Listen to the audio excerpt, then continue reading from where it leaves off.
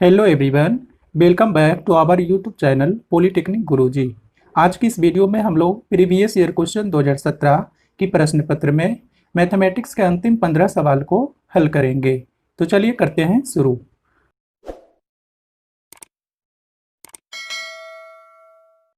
आज का हमारा पहला क्वेश्चन आपके स्क्रीन पे दिख रहा होगा। क्वेश्चन नंबर 16, 3 कारों की गति की चाल का अनुपात 5:4:6 है। एक समान दूरी तय करने पर उनके द्वारा लिए गए समय का अनुपात क्या होगा? ऑप्शन में आपको दिया हुआ है 5:4:6, option B 6:5:4, option C 12:15:10, option D 10:12:15। तो हम लोग जानते हैं चाल बराबर होता है दूरी बटा समय। तो यहाँ से आप इस फॉर्मूला से देख सकते हैं चाल जो होता है समय से कैसा संबंध रखता है, तो समय से इन्वर्सली प्रोपोर्शनल का संबंध रखता है। तो चाल का अनुपात क्वेश्चन में आपको गिवन है 5:4:6, उसे लिख दिए। जबकि समय का अनुपात लिखना है तो चाल और समय में क्या है, तो एक दूसरे का उल्टा का संबंध रखता है। तो उल्टा करके इसी अनुपात को लिख देंगे 1/5:1/4:1/6।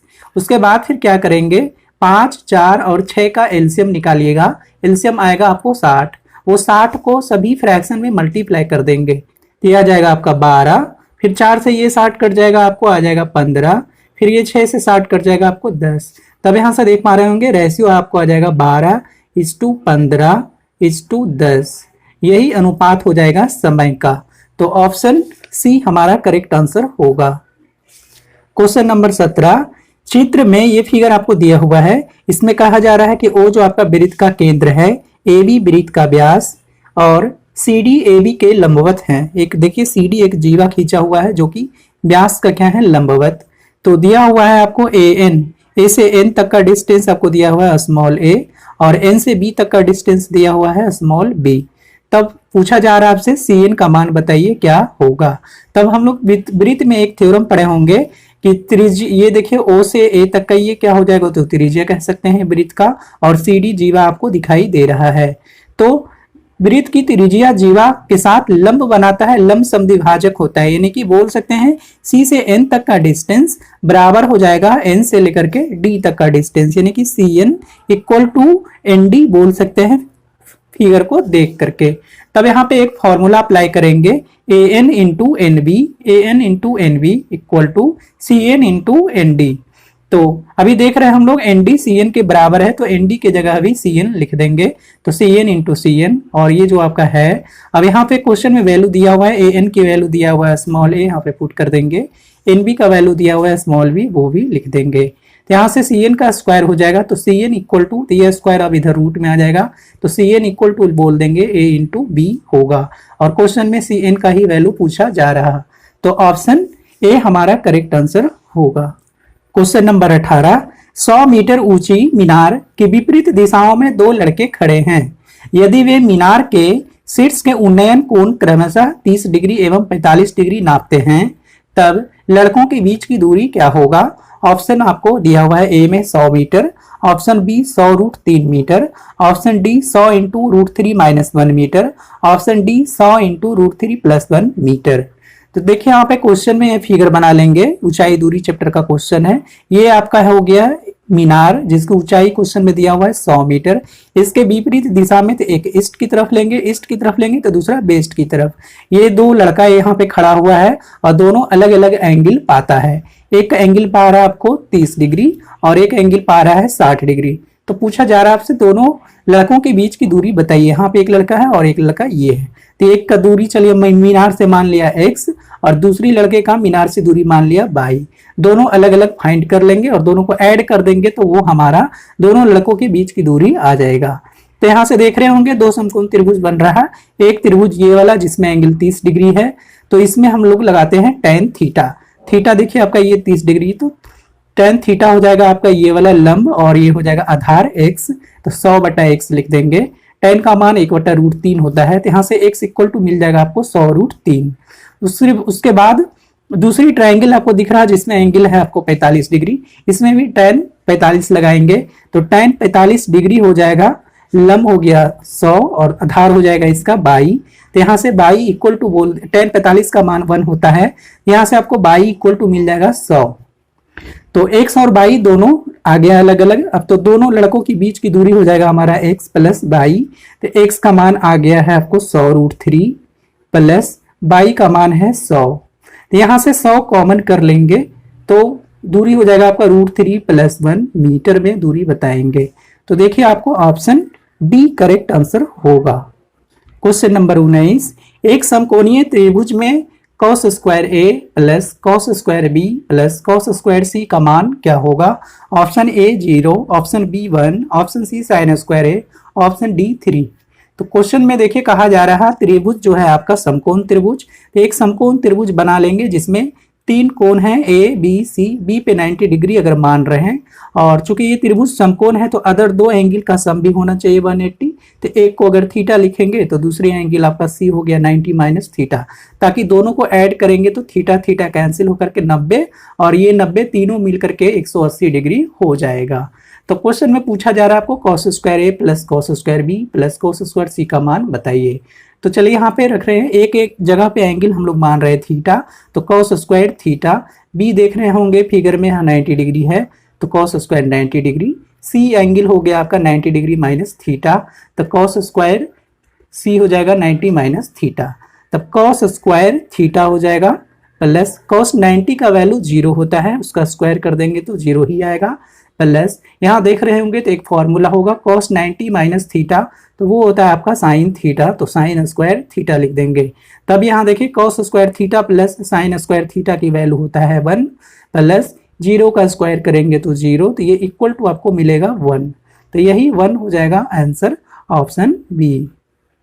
क्वेश्चन नंबर 20, 3 बच्चों वाले एक परिवार में कम से कम एक लड़का होने की क्या प्रायिकता है? Option A 1/3, option B 1/8, option C 7/8, option D 1/2। तो देखिए एक फैमिली है जिसमें बच्चा कितना है तो 3 चाइल्ड है, चाइल्ड 1, चाइल्ड 2, चाइल्ड 3। इसकी क्या क्या पॉसिबिलिटी हो सकता है वो लिखेंगे। मान लेते हैं कि तीनों बच्चा जो है वो लड़का या फिर लड़की, यही 2 पॉसिबिलिटी हो सकता है। तो मान लेते हैं कि वो तीनों बच्चा जो आपका लड़का हो, या फिर पहला 2 लड़का तीसरी लड़की, या फिर पहला लड़का दूसरी लड़की और तीसरा लड़का, जब या फिर हो सकता है पहला लड़का और अंत में 2 लड़की, या फिर पहला लड़की फिर 2 लड़का, या फिर एक लड़की एक लड़का और एक लड़की, या फिर 2 लड़की 1 लड़का, या फिर तीनों लड़की हो सके। यही पॉसिबिलिटी टोटल बन सकता है उस परिवार में बच्चों होने की। तो यहाँ पे देख रहे होंगे टोटल 1 2 3 4 5 6 7 8 पॉसिबिलिटी हो रहा, तो नंबर ऑफ सैंपल स्पेस लिख देंगे 8। जबकि क्वेश्चन में पूछा जा रहा है कम से कम एक लड़का होने की क्या प्रोबेबिलिटी होगा उसमें। यहाँ देखिए यहाँ पे तीनों लड़की है तो ये पॉसिबिलिटी तो नहीं होगा, फेवरेबल इवेंट ये नहीं आएगा। तो फेवरेबल इवेंट में देखिए कम से कम एक लड़का, अधिक से अधिक 2 या फिर 3 लड़का भी हो सकता है। तो यहाँ से लड़कों वाला देखेंगे तो टोटल आपको 7 मिल रहा, यानी कि नंबर ऑफ फेवरेबल इवेंट है जो कि 7 होगा। तो प्रोबेबिलिटी बता देंगे उस इवेंट का NE/NS, तो NE आपका है 7 और NS है आपका 8, तो 7/8 हो जाएगा उस परिवार में कम से कम एक लड़का होने की प्रोबेबिलिटी। तो ऑप्शन सी हमारा करेक्ट आंसर होगा। क्वेश्चन नंबर 21, आंकड़ा आपको दिया हुआ है क्वेश्चन में 340, 150, 210, 240, 300, 310, 320। इसकी माध्यिका यानी कि मीडियन से औसत विचलन मीन डेविएशन बताना है। इसके मीन डेविएशन पूछा जा रहा है दिए गए आंकड़ा का, और वो मीडियन से मीन डेविएशन पूछ रहा। तो सबसे पहले क्या हम लोग का काम रहेगा, जो भी आंकड़ा दिया हुआ है उसकी माध्यिका लिख लें। तो उसके लिए आपको दिए गए आंकड़े को इंक्रीजिंग ऑर्डर में लिखना होगा। तो सबसे छोटा लिख दिया 150, उससे बड़ा है 210, उससे बड़ा 240, फिर उससे बड़ा 300, फिर उससे बड़ा 320, 310, फिर उससे बड़ा 320, 340। टोटल कितने आंकड़ा हैं? 1 2 3 4 5 6 7। तो अंतिम से 3 आंकड़ा को मार्क कर लेंगे, शुरू से 3 आंकड़ा को मार्क कर लेंगे और अंतिम से भी 3। तो बीच में जो भी आपको आंकड़ा बचेगा वही माध्यिका होगा। तो यहाँ से देख पा रहे होंगे माध्यिका आपका आ गया 300, तो मीडियन यहाँ से निकल कर आया 300। इसके बाद फिर क्या करेंगे कि सभी वेरिएबल्स में इसी मीडियन को यानी माध्यिका को घटा करके उसका मॉड लिखेंगे। मॉड का मतलब हो गया अगर सब्ट्रैक्शन नेगेटिव आएगा तो भी उसको हम लोग प्लस में ही लिखेंगे। तो बारी बारी से सभी संख्याओं में इस मीडियन को घटाएंगे, तो 300 माइनस 150 माइनस 300 लिखेंगे, उसका मॉड प्लस, सिग्मा का मतलब होता है प्लस। फिर दूसरी डाटा आपका है 210, 210 माइनस 300, फिर लिखेंगे 240 माइनस 300, फिर 300 माइनस 300, उसके बाद 310 माइनस 300, फिर 320 माइनस 300 और लास्ट आपका है 340 माइनस 300। इसी टाइप से सबका अंतर को प्लस में बना करके लिख दिए, सबको ऐड करेंगे तो ये आएगा आपका 370। तो माध्यिका से औसत विचलन बताना है तो इसका फॉर्मूला होता है आपका सिग्मा मॉड एक्स आई माइनस माध्यिका बटा में होता है आपका n, यानी कि नंबर ऑफ टर्म्स। तो इसका समेशन वैल्यू हम लोग ले आए हैं, वो आया आपका 370 और n क्या है तो नंबर ऑफ टर्म्स काउंटिंग कर लीजिए 1 2 3 4 5 6 7 7 आपका ये टर्म्स हैं। इसको डिवाइड करेंगे, इसके डिवाइड करने पे आएगा आपका 52.8 आएगा। तो यही हमारा हो जाएगा माध्यिका से औसत विचलन। ऑप्शन डी हमारा करेक्ट आंसर है।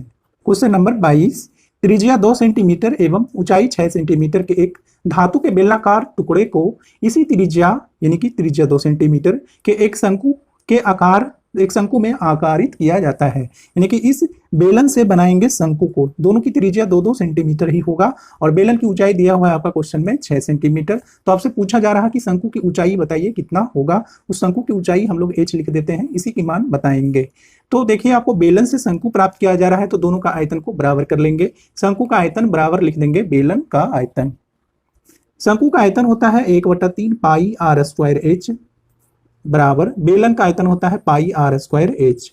अब देखिए आर स्क्वायर दोनों को काट देंगे क्योंकि दोनों की त्रिज्या सेम है और पाई से पाई भी कैंसिल हो जाएगा और तब यहां से आ जाएगा h/3 इक्वल टू बेलन की ऊंचाई क्वेश्चन में आपका 6 है तो यहां से h इक्वल टू लिख लेंगे 6 या 18 सेंटीमीटर। यही 18 सेंटीमीटर हो जाएगा आपका शंकु की ऊंचाई, ऑप्शन डी। क्वेश्चन नंबर 23, यदि 4 गुना ए की पूंजी बराबर 6 गुना बी की पूंजी बराबर 10 गुना सी की पूंजी है तब रुपया 6650 के लाभ में से सी का हिस्सा कितना होगा। ऑप्शन ए आपका है 900 रुपया, option B 465, option B 1550, option D 2250। तो ये जो देखिए आपका टोटल 4650 रुपये ये तीनों मिला करके लाभ है, तो उसमें से सी का कितना हिस्सा होगा सो बताएंगे।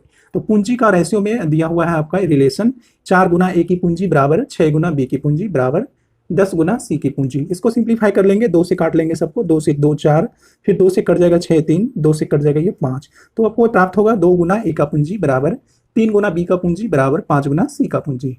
तब क्या करेंगे कि 2 3 और 5 का एलसीएम निकाल लेंगे और उसी एलसीएम से डिवाइड कर देंगे। तो एलसीएम आएगा आपका 30, 30 से सभी टर्म में तीनों पद में भागा कर देंगे। 2 से इसे काट लेंगे 15, 3 से इसे काट लेंगे 10, 5 से इसे काट लेंगे 6। तो मिलेगा a/15 बराबर b/10 बराबर c/6। तो लाभ में सी का हिस्सा ज्ञात करना है तो सी का पूंजी ऊपर नीचे लिखेंगे टोटल पूंजी यानी कि ए प्लस बी प्लस सी तीनों का पूंजी गुना लाभ टोटल जो आया तीनों के द्वारा वो लिखेंगे। तो सी का देखिए कितना है तो 6 और ए का है 15, बी की पूंजी है 10, सी की पूंजी है 6, टोटल लाभ आपका है 4650। तो ये जोड़ेंगे 6 और ये ऐड करके आएगा आपको 31 गुना हो जाएगा ये 4650।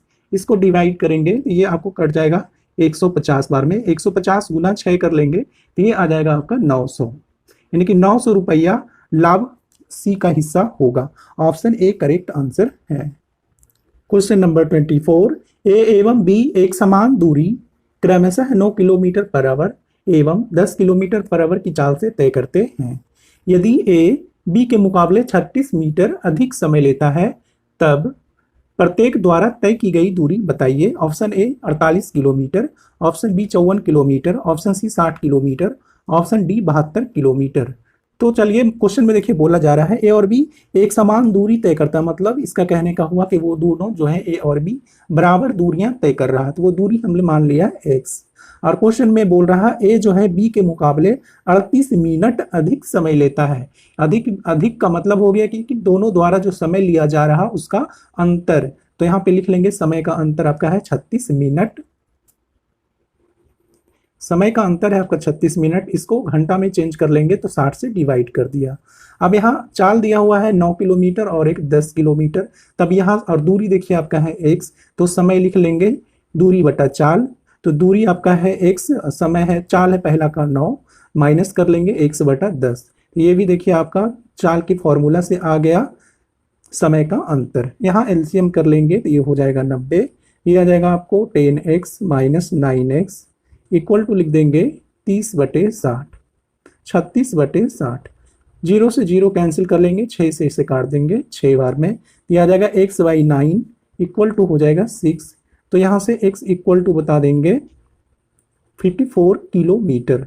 वो दूरी जो आएगा वो 54 किलोमीटर होगा, ऑप्शन बी। क्वेश्चन नंबर 25, यदि प्रतिदिन x घंटे कार्यरत x आदमी एक कार्य की x इकाइयां x दिनों में पूरा करते हैं, तब प्रतिदिन 22 घंटे कार्यरत 22 आदमी 22 दिनों में उसी कार्य को कितनी इकाइयां पूरा कर पाएंगी। ऑप्शन आपको 4 दिया हुआ है। तो ये देखिए MDH वाला फॉर्मूला लगाएंगे, M1D1H1 बटा W1, M2D2H2/W2। M1 होता है आपका आदमी की संख्या मैन, डी होता है आपका D1 डे यानी कि दिनों की संख्या, H होता है आवर्स की संख्या यानी घंटा, और W हो गया आपका वर्क यानी कि काम। यहाँ पे बारी बारी से सब रखेंगे। तो क्वेश्चन में देखिए आपको बोला गया है x आदमी कार्यरत हैं, तो लिख देंगे M1 के जगह पे x।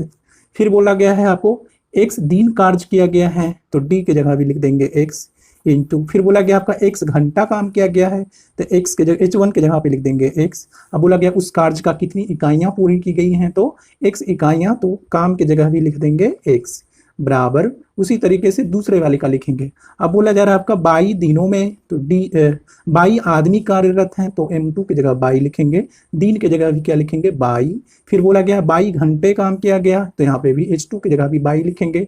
फिर बोला गया उस कार्य की कितनी इकाइयां पूरा होगी, मतलब W2 आपसे पूछा जा रहा, तो इसी को कैलकुलेट करेंगे, यहीं से हमारा आंसर आएगा। x एक ठो कैंसिल हो रहा, तो ये बचेगा आपका x² इक्वल टू, ये है आपका 22 का क्यूबिक हो जाएगा, और नीचे आ जाएगा W2। तब यहाँ से W2 इक्वल टू लिख लेंगे, W2 इक्वल टू लिख लेंगे 22 का क्यूबिक अपॉन x², यही हो जाएगा आंसर। तो ऑप्शन देखिए कौन सा मैच कर रहा, 22 cube upon x², option D. Question number 26, किसी रकम पर 5% की दर से 2 वर्षों का चक्रवृद्धि ब्याज आपका दिया हुआ है 328 रुपया। उसी रकम पर उसी ब्याज की दर से समान समय में साधारण ब्याज कितना होगा, सो बताएंगे। ऑप्शन आपका दिया हुआ है। तो देखिए यहाँ पे चक्रवृद्धि ब्याज आपको क्वेश्चन में दिया हुआ है 328 रुपया, और चूंकि ये 2 वर्ष के लिए हैं, तो और उसी 2 वर्ष के लिए साधारण ब्याज भी पूछा जा रहा उतने ही समय में। तो 2 वर्ष के लिए एक फॉर्मूला लिखेंगे हम लोग, SI हो गया आपका सिंपल इंटरेस्ट यानी कि साधारण ब्याज, जो कि आपसे पूछा जा रहा। CI होता है कंपाउंड इंटरेस्ट यानी कि चक्रवृद्धि ब्याज, जो कि आपको क्वेश्चन में दिया हुआ है। इसका रेशियो आ जाएगा 200/200 प्लस R क्या है, तो रेट है उसकी दर। तो ये फॉर्मूला अप्लाई कर लेंगे, SI upon CI equal to 200/200 plus R। SI साधारण ब्याज ज्ञात करना है, चक्रवृद्धि ब्याज क्वेश्चन में आपको दिया हुआ है 328 रुपया बराबर 200 और दर कितना है क्वेश्चन में, तो देखिए 5% की दर बोली जा रही है, तो R की जगह लिख लेंगे 5, तो ये हो जाएगा आपको 200/205। तो यहाँ से SI की वैल्यू बता देंगे, SI इक्वल टू लिख लेंगे 328 गुना 200 बटा हो जाएगा आपका 205। इसी को कैलकुलेट करेंगे तो ये आ जाएगा आपका 41 से 1 कर जाएगा 8 बार में, तो आ जाएगा आपका 8 32 यानी कि 320 रुपया। तो साधारण ब्याज हो जाएगा 320 रुपया, ऑप्शन बी। क्वेश्चन नंबर 27, यदि कोई व्यक्ति वस्तु 480 रुपया में बेचने पर 20% की हानि उठाता है, जब 480 रुपया में बेच रहा तो उसे 20% की हानि हो रही है, तो उसे 20% का लाभ कमाने के लिए कितने कीमत पर बेचना पड़ेगा। क्वेश्चन में आपको दिया हुआ है सेलिंग प्राइस यानी कि विक्रय मूल्य SP जो कि 480 रुपया है, और उसे बोला जाए कि परसेंटेज लॉस कितना हो रहा, तो परसेंटेज L लिख लेंगे, L फॉर लॉस, ये 20% है। तो यहाँ से क्रय मूल्य निकाल लेंगे, क्रय मूल्य CP कॉस्ट प्राइस बराबर लिख लेंगे विक्रय मूल्य बटा 100 माइनस लाभ, 100 माइनस, यहाँ लिख लेंगे क्रय मूल्य बराबर विक्रय मूल्य बटा 100 माइनस हानि गुना 100। तो देखिए विक्रय मूल्य क्वेश्चन में दिया हुआ था 480, लॉस है 20 का, तो 100 में से 20 घटा देंगे तो ये हो जाएगा आपका 80, गुना कर लेंगे यहाँ से 100, एक 0 काट लेंगे, यहाँ से काट लेंगे 6 बार में, तो सेलिंग कॉस्ट प्राइस आ जाएगा आपका 600 रुपया, इसका हो जाएगा क्रय मूल्य। तब क्वेश्चन में बोला जा रहा कि 20% का लाभ कमाने के लिए उसे कितना में बेचेंगे। अब एक नया सेलिंग प्राइस लिखेंगे SP डैश बराबर, तो कितना में बेचेंगे, सो पूछा जा रहा है 20% की लाभ करना है, तो 100 प्लस प्रॉफिट लिख लेंगे बटा 100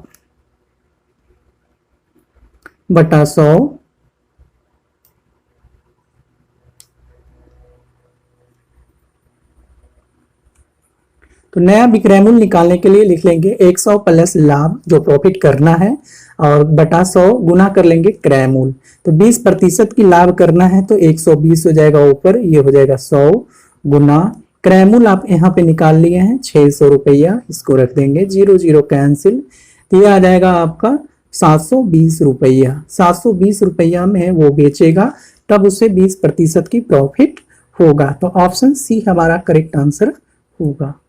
क्वेश्चन नंबर 28, दो क्रमागत बट्टों 20% और 10% के समतुल्य एक बट्टा क्या होगा। Option A 18%, option B 25%, option C 28%, option D 32%। तो समतुल्य बट्टा निकालने के लिए हम लोग ये फॉर्मूला लगाएंगे 100 माइनस 100 गुना 100 माइनस x1। x1 क्या है, तो पहला आपका हो जाएगा छूट बट्टा और x2 हो जाएगा दूसरा छूट यानी कि बट्टा 10%। तो यहाँ पे वैल्यू रख लेंगे, x1 रखेंगे 20, तो 100 में से 20 घटा देंगे तो आ जाएगा आपका 80 बटा 100 गुना, फिर दूसरा परसेंटेज आपका दिया हुआ है 10, 100 में से 10 घटा देंगे तो हो जाएगा 90 बटा 100। 2 0 देखिए यहाँ से कैंसिल कर लेंगे, फिर ये कट जाएगा तो यहाँ आ जाएगा आपका 100 माइनस ये आ जाएगा 72, तो ये घट करके आएगा आपका 28%। तो 20% और 10% का समतुल्य बट्टा निकल करके आएगा हमारा कितना आएगा, तो 28% होगा ऑप्शन सी। क्वेश्चन नंबर 29, एक समीकरण दिया हुआ है 2x minus 7 into 3x minus 5 equal to 0। इस समीकरण का एक धनात्मक मूल क्या होगा सो बताएंगे। Option A 7/2, option B 2/7, option C 3/5, option D 5/7। तो देखिए ये जो समीकरण दिया हुआ है वो दोनों फैक्टर में है, इनकी गुणज में है, तो ये दोनों को अलग अलग बराबर 0 कर लेंगे, इनकी 2x माइनस 7 बराबर 0 या 3x माइनस 5 इक्वल टू 0 कर लेंगे। तो यहाँ से 2x इक्वल टू 7 यानी कि x का वैल्यू यहाँ से निकल कर आएगा 7/2 और यहाँ से x का वैल्यू निकल करके आएगा आपका 5/3। तो क्वेश्चन में बोला गया एक धनात्मक मूल बताइए, तो देख पा रहे हैं यहाँ से दोनों मूल हमारा धनात्मक ही है। तो अब ऑप्शन में देखेंगे कि इस दोनों में से कौन सा है, तो 7/2 और 5/3 देखिए, तो यहाँ पे 3/5 है, ये नहीं होगा क्योंकि हमारा 5/3 आ रहा। तब 7/2 देखिए, 7/2 आपका ऑप्शन ए, तो यही हो जाएगा इस समीकरण का एक धनात्मक मूल। आज का हमारा last question, x² minus 6x plus 9 बराबर 0 समीकरण के मूल की नेचर क्या होगा यानी कि प्रकृति वो बताएंगे। ऑप्शन ए में आपका है वास्तविक और परिमेय, ऑप्शन बी वास्तविक और अपरिमेय, ऑप्शन सी यानी कि बराबर, ऑप्शन डी आपका है कॉम्प्लेक्स यानी कि काल्पनिक मूल। तो देखिए समीकरण जो दिया है उसको लिखेंगे x² minus 6x plus 9 equal to 0। इस समीकरण से a का मान a होता है आपका x² का कोएफिशिएंट तो 1, b होता है आपका x का कोएफिशिएंट यानी x का गुणज तो -6, c होता है ये संख्या यानी कि कांस्टेंट तो वो है 9। तो यहाँ से डिस्क्रिमिनांट निकालेंगे यानी कि d की वैल्यू वो होता है b² माइनस 4ac, b का वैल्यू देखिए आपका है -6, तो -6 का स्क्वायर करेंगे -4, a का वैल्यू है आपका 1, c की वैल्यू है 9, तो 6 का स्क्वायर हो गया 36 और -9 से ये भी 36, तो 36 में 36 कट जाएगा। तो यहाँ से देख पा रहे हैं डिस्क्रिमिनांट जो है वो 0 आ गया। तो आपको पता होगा जब विवेचक इसको बोलते हैं, जब विवेचक 0 होता है तो उस द्विघात समीकरण की दोनों मूल क्या होते हैं, बराबर होते हैं। तो ऑप्शन सी हमारा करेक्ट आंसर होगा। धन्यवाद।